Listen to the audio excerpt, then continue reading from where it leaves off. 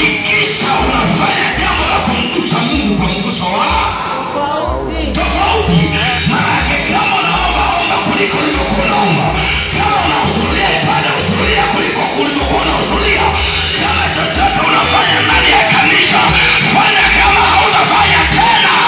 Inuka, pambana, alafu mwambie Bwana, malango yangu ya wazi. Ndipo Bwana atakapofungua malango, atawakisha wafalme na mataifa kukuletea utajiri. Watatoka kaskazini, watatoka mashariki, watatoka kusini, magharibi, watakuja watakufuata. Baraka zitakufuata mahali ulipo, kwa sababu umekubali kutembea na Kristo, kwa sababu umekubali kufanya yale mapenzi ya Kristo. Kama nielewa. Haleluya. Amen. Walokole tunatia huruma. Yaani walokole ndio maana unakuta una uwezo wa kwenda kumshuhudia tajiri.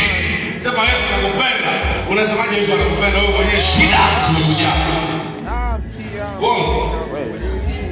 Sema Yesu unaenda kwa mtu sema Yesu anakupenda. Akadai shaka anasema anakupenda kwanza. Basi na mkono wako Yesu akusaidie. Nasema Yesu akusaidie. Nasema Yesu akusaidie. Nasema Yesu akusaidie.